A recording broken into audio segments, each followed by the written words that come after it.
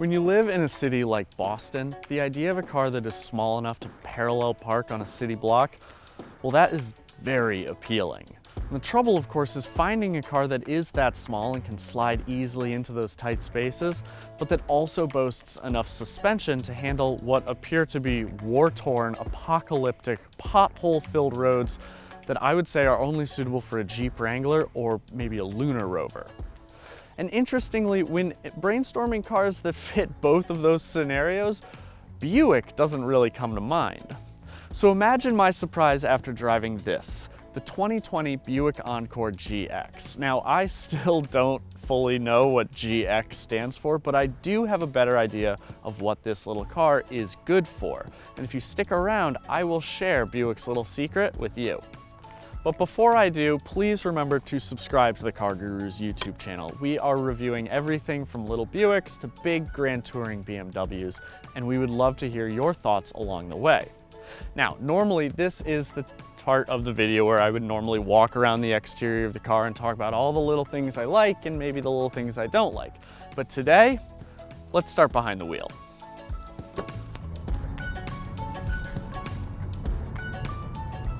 I wasn't kidding about Boston's roads. One of the main reasons that we drive all the way out here to the sticks to shoot these videos is because there just aren't enough roads near my home that are smooth enough to get good footage from our cameras. Even out here, it's a bit of a crapshoot. But testing this car, I've been genuinely surprised and impressed with how its suspension soaks up bumps and imperfections in the road.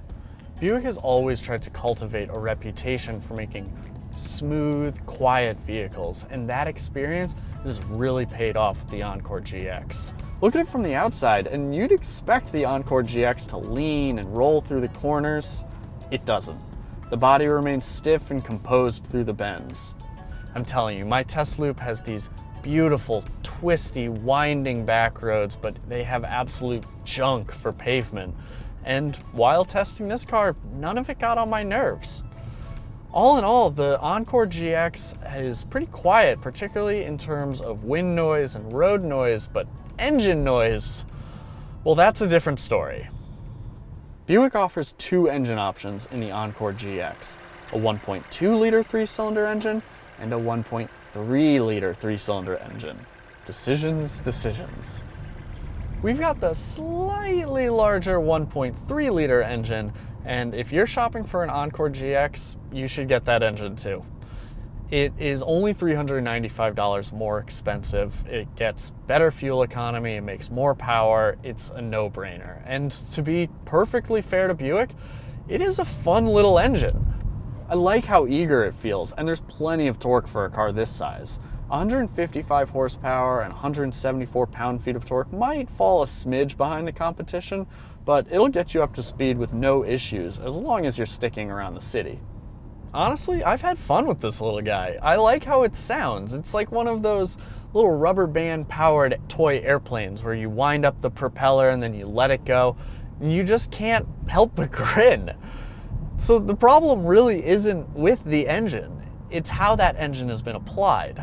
Put it in a Mini Cooper or a Honda Fit or a Chevy Spark and it is an absolute riot, I'm sure. But in a car that excels at smooth and quiet driving, it's a bad match. It'll help you poke around town, but anytime you need to pass someone up on the highway, gosh, it sounds like you smacked a beehive with a tennis racket. So much for peaceful driving. What else? Well, front-wheel drive models have a continuously variable transmission, but if you buy an Encore GX with all-wheel drive, you get a 9-speed automatic. I haven't noticed any hunting with this transmission, so that's good. And the all-wheel drive is selectable, so you can run it in front-wheel drive mode, or you just press this little button up here and engage all-wheel drive. I drove the first half of my test loop in front-wheel drive mode, and that half of the loop, if anything, favors driving on the highway. I averaged about 29, little more than that, just under 30 miles per gallon on that side of the loop. After engaging all-wheel drive though, I averaged 34 miles per gallon on the rest of the loop, mostly back roads and along Boston's Charles River. Based on this highly scientific experiment, I would say that if you are shopping for an all-wheel drive Buick Encore, you can feel free to hit that all-wheel drive button and just forget about it. Buick's tech is another huge check mark in the wins column. All General Motors vehicles sport easy to use and easy to understand infotainment touchscreens. I love them. Big icons with a row of dedicated ones for music, phone, navigation, and climate control, plus hard buttons, including one to take you directly to the home screen. Apple CarPlay and Android Auto are included, always a plus, but I also found that Buick's native navigation system worked really well. On OneDrive, I intentionally missed an exit, and the system, it just rerouted me instantly, literally no wait. Just gave me a new blue line to follow with an updated distance and time of arrival. Believe it or not, General Motors is actually pretty well known for having great air conditioning. It's a little cooler today, but surprise, surprise, while testing the Buick Encore GX, we were enjoying yet another Boston heat wave. Still, with the air conditioning on and frankly sometimes blasting, I didn't break a sweat. Now, on the safety front, Buick has plenty to offer, but you have to pay for it. On the base preferred trim, there's just not that much in way of standard advanced safety content. Move up to the select trim level and blind spot monitoring, rear cross traffic alert, and rear collision alert come standard. You could pay $1,790 for the advanced technology package that includes adaptive cruise control and a whole lot of other goodies. Or you could buy the top tier Essence trim, where that package wait, no, never mind, even on the top tier Essence trim, that package isn't standard. To make matters worse, you'd have to spend an additional $770 for the convenience package and its auto parking assist, or rear camera mirror, or wireless device charging. You have to also get the expensive advanced technology package. Basically, you have to spend $1,790 just for the option of spending an additional $770. And that, my friends, is the definition of nickel and diming. Which is too bad, because with all that tech, Buick has a very safe and attractive car. It's just too bad that I could buy a Subaru Crosstrek and get it all for free. I'm worked up. We're gonna take a walk. You know, the first time I saw this car, I didn't really like how it looked. Too tall, not long enough, it didn't feel balanced. But the more I look at it, the more I appreciate it. The Sport Touring package adds the body-colored moldings and the snazzy grille.